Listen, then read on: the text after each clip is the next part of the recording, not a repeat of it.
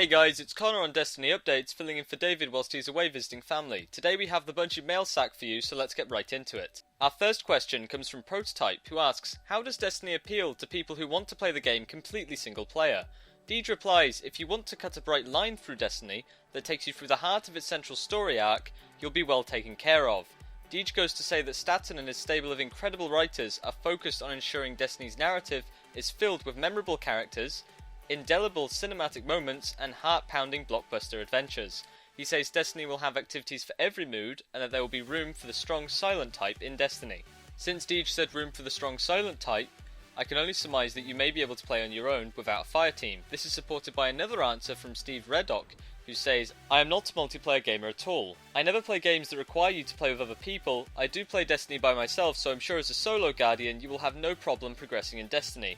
Another answer to Prototype's question is supports single-player gameplay as a method of progressing on your own, stated by Michael Williams, a senior engineer who states, you know when you walk through a battleground in Halo, where one army is fighting another and you sneak through the chaos to continue on your mission. It's like that, except one of the sides is made up of the most realistic AI you've ever seen. So this tells us that as a single player, or rogue as Deej says, you will be able to progress through Destiny using methods such as sneaking through the chaos to continue your mission, as Michael Williams put it. Moving on to the next question, Orion J88 asks, should we still look forward to having all the crypticism and backstory we had in Halo? Deej answers by providing an image and an explanation.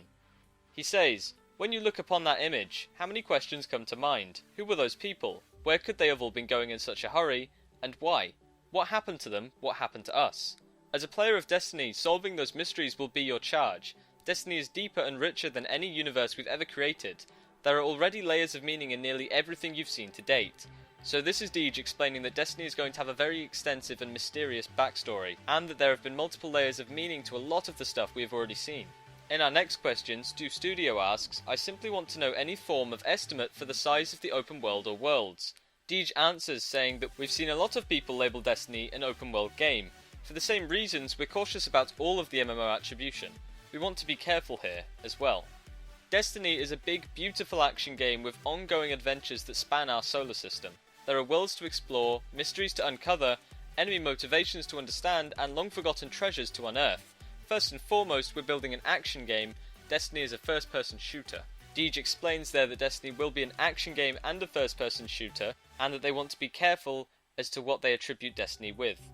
Now on to our next question. TPaz117 asks, are there any non-combat public events? Can we get an example? Deej answers by saying that life is full of events that you can share with your fellow man that do not require violence. Among things like quilting bees, farmers markets and criminal seizure auctions, they include, and here's some Bungie employees go to list some ridiculous examples, such as Jack Lauer, a web development engineer, stating mobile phone throwing world championships, Scott Kangelborg, who is employed as your mum, says post-apocalyptic underwater basket weaving, and Josh Ish, as release manager, goes for hot dog eating competitions. Deej finishes this weird section off by saying the facts. Destiny is an action game. There will be non-combat activities to enjoy. We've already talked briefly about the tower.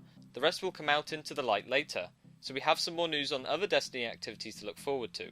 A smaller answer from Deej comes from the next question from Beastie Hound, who asks, is the city located on Earth really the only safe haven in the game?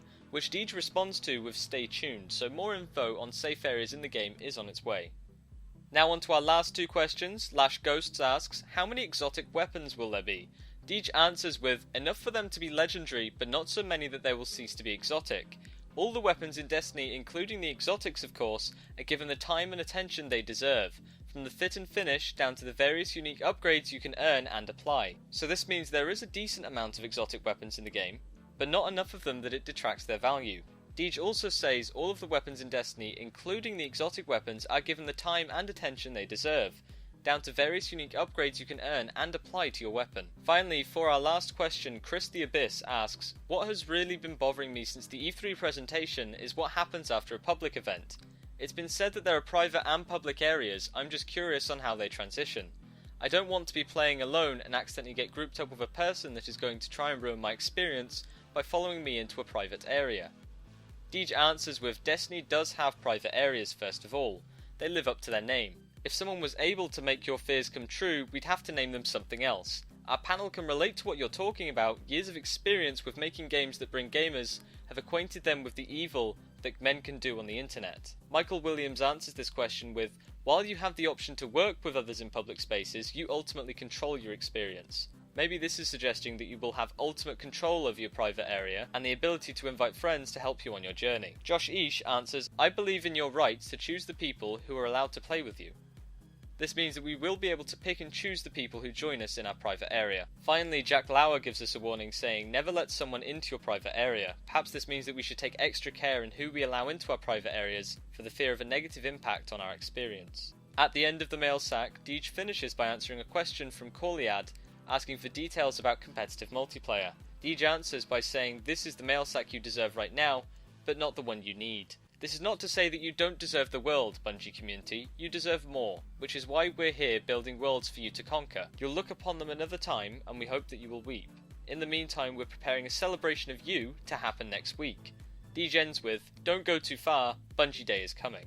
As we all know, Bungie Day is on the 7th of July, and since Deej has said that it will be a celebration of you, the Bungie community, I am sure we'll see a Bungie Day that is very community orientated. That's all the news we have for today. I hope you enjoyed the video. I also do Star Wars Battlefront news on my channel. There is an annotation at the end and also a link in the description, so please check that out if you're interested. Thank you for watching, and I'll see you in the next update.